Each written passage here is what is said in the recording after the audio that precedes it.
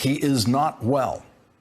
Those are not my words. Those are the words of Andrew Gillum, the former Democratic mayor of Tallahassee, who came in second in last year's race for governor in Florida.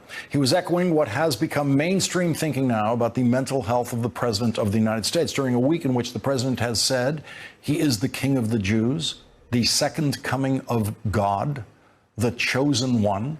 It is the same week in which, even though he sees himself as a king, a god, a chosen one, Denmark somehow found the strength to defy him and refuse to sell Greenland to the United States.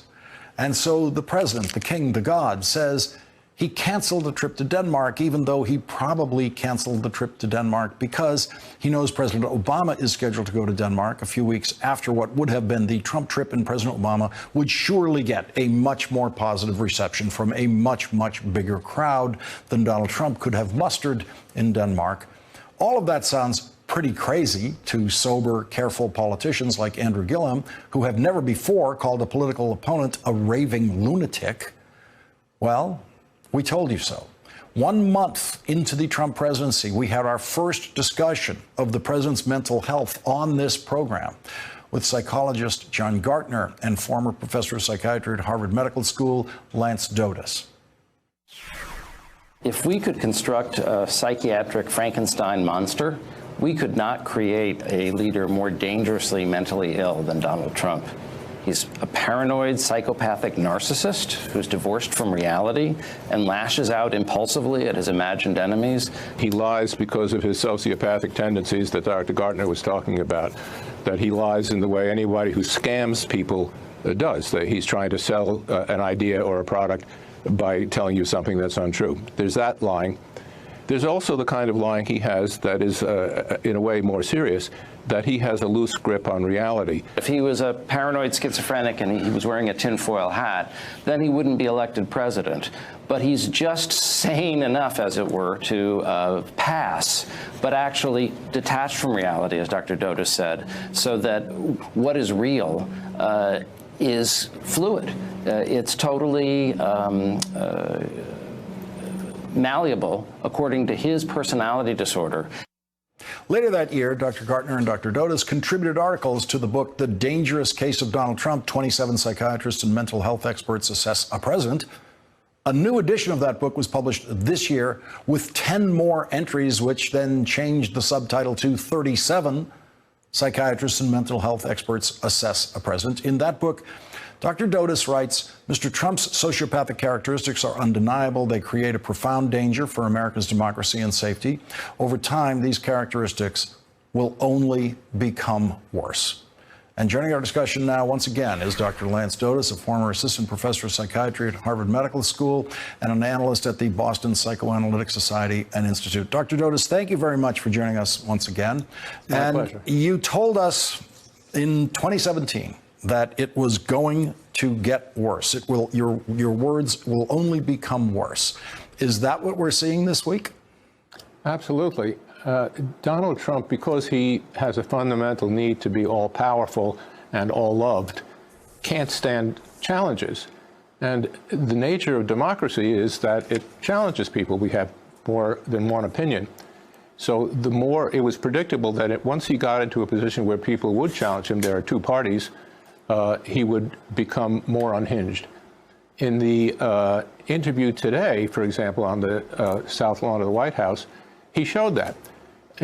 As you watched him respond to people, the more they challenged him, the more he ranted. He stopped responding to the questions, and instead he started to talk about how people were agents of fake news.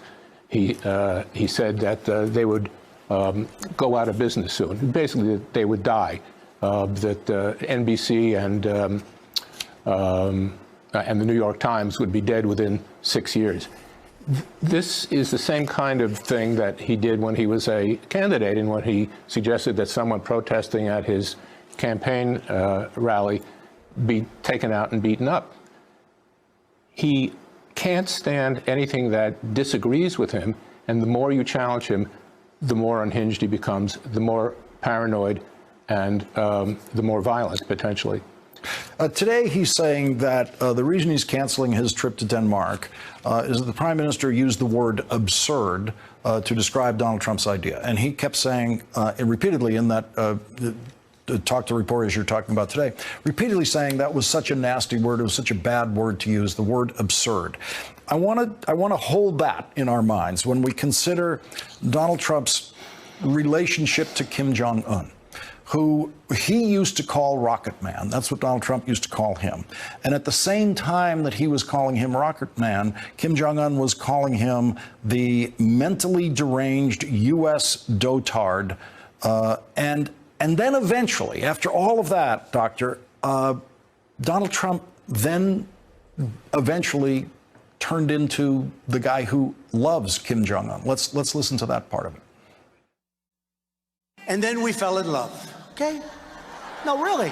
He wrote me beautiful letters, and they're great letters. We fell in love. What are we seeing in all of that? He cancels a trip because of the word absurd. The guy who calls him a mentally deranged U.S. dotard is someone he then eventually falls in love with? Well, he doesn't really love anyone except himself.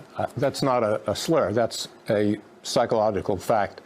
People like him are about him. And we see this not only with the North Korean leader, but with all the people he surrounded himself for most of his life who are now recognized as criminals. As long as they stay loyal to him, he loves them.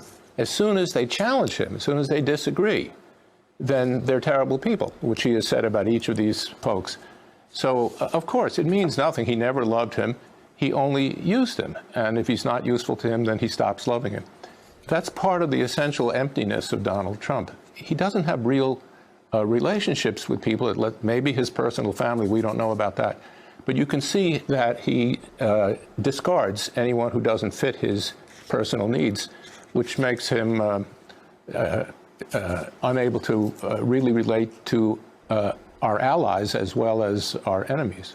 And Doctor, we need your analysis of a president who stands up and compares himself to a king, refers to himself as King of the Jews, refers to himself in a godlike way, turns to the heavens today and calls himself the chosen one.